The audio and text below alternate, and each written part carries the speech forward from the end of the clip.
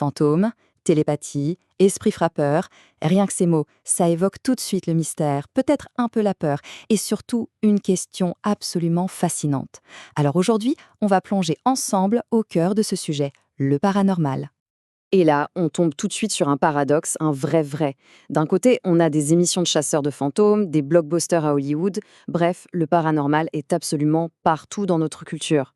Et de l'autre, eh bien le consensus scientifique, lui, il est sans appel, c'est une pseudoscience. Alors la grande question, c'est comment est-ce qu'on peut expliquer cette popularité immense alors qu'il n'y a aucune preuve?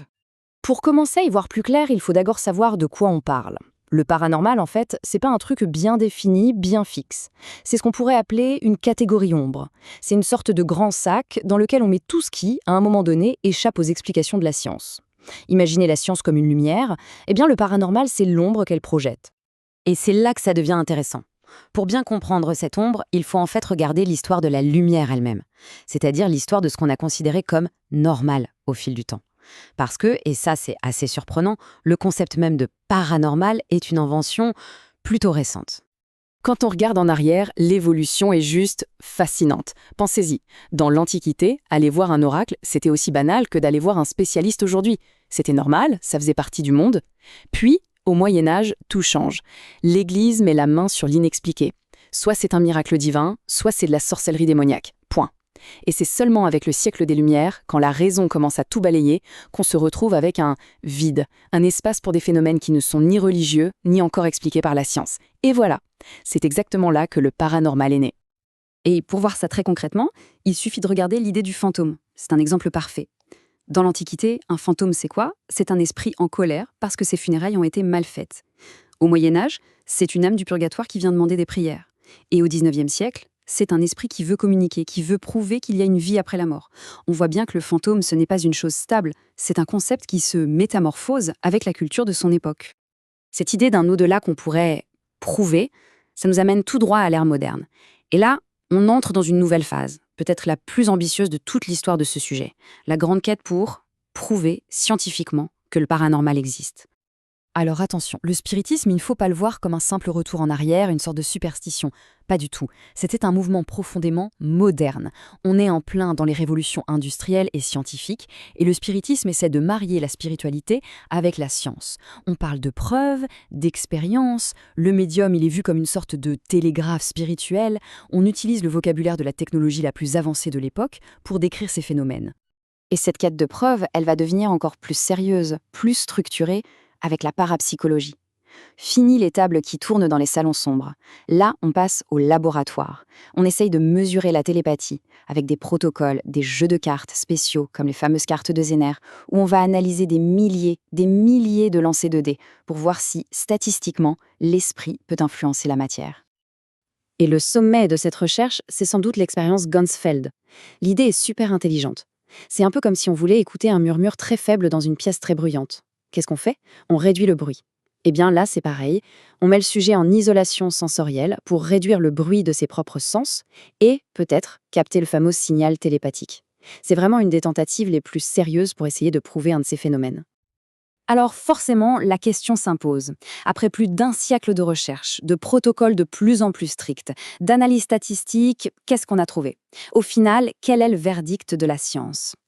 Eh bien, le verdict tient en un mot absolument crucial en science, la reproductibilité. Pour qu'une découverte soit validée, il faut que d'autres équipes, ailleurs, puissent refaire l'expérience et obtenir les mêmes résultats. C'est la base. Et dans le domaine du paranormal, c'est un échec total, systématique. Absolument aucun effet paranormal n'a jamais pu être reproduit de manière fiable par des chercheurs indépendants. Et c'est là que notre histoire prend un tournant complètement inattendu. Si la source de ces expériences si intenses, si réelles, n'est pas là dehors, dans le monde extérieur, alors où est-ce qu'on doit chercher? La réponse est peut-être ailleurs. La réponse, elle est peut-être beaucoup plus proche qu'on ne le pense. En fait, elle est peut-être juste là, à l'intérieur de notre propre crâne. Et si le véritable fantôme, celui qu'on cherche depuis des siècles, était en fait un fantôme dans la machine, notre machine cérébrale? Prenons un cas d'école, un grand classique. Cette impression terrifiante de se réveiller la nuit, d'être paralysé et de sentir une présence menaçante dans la pièce. C'est une des expériences paranormales les plus rapportées. Eh bien, la neurologie a un nom pour ça, la paralysie du sommeil. C'est un état un peu étrange entre le sommeil et l'éveil, où le cerveau est déjà conscient, mais le corps, lui, est encore éteint. Et ça peut provoquer des hallucinations incroyablement vives et angoissantes. Donc l'expérience, elle, est bien réelle, le sentiment de peur aussi, mais l'explication, elle, n'a rien de paranormal. En fait, il faut voir notre cerveau comme une formidable machine à fabriquer du sens en permanence. Il est programmé pour ça. Il voit des visages dans les nuages ou dans les taches d'humidité, ça s'appelle la pareidolie. Quand on entend un craquement dans la maison vide, il pense tout de suite que quelqu'un ou quelque chose l'a provoqué. C'est la détection d'agentivité. Et en plus, il a tendance à ne se souvenir que des trucs qui confirment ce qu'on pense déjà. Tous ces raccourcis de la pensée, ces biais cognitifs, ce sont de véritables générateurs d'histoires de fantômes. Mais attention, ce ne sont pas des défauts de fabrication, bien au contraire. Ces mécanismes sont des outils de survie qui ont été forgés par des millions d'années d'évolution. Pour nos ancêtres dans la savane, il valait bien mieux prendre une branche pour un serpent que de faire l'erreur inverse. Notre cerveau n'est pas fait pour être un instrument d'analyse scientifique parfait, il est fait pour nous garder en vie. Alors, si on résume, le paranormal, ce n'est a priori pas une force extérieure mystérieuse. Ce n'est pas non plus juste une erreur de notre cerveau. Alors qu'est-ce que c'est au fond ? Eh bien, il faut peut-être le voir comme quelque chose de bien plus personnel, bien plus culturel. Dans notre monde moderne, un monde que la science a, en quelque sorte, désenchanté, les histoires de paranormal agissent un peu comme un folklore. Elles remplissent un rôle essentiel. Elles nous donnent un langage pour parler de nos peurs les plus profondes, de nos angoisses face à la mort, face à l'inconnu. Elles réinjectent du mystère et du sens là où on a l'impression qu'il n'y en a plus. Finalement, la quête du paranormal, c'est peut-être avant tout une quête sur nous-mêmes. Chaque histoire de fantôme, chaque expérience étrange fonctionne comme un miroir. Et ce miroir, il ne nous montre pas une autre réalité, un autre monde. Non, il nous renvoie une image, une réflexion spectaculaire de nos propres espoirs, de nos propres peurs et du fonctionnement absolument fascinant de notre esprit.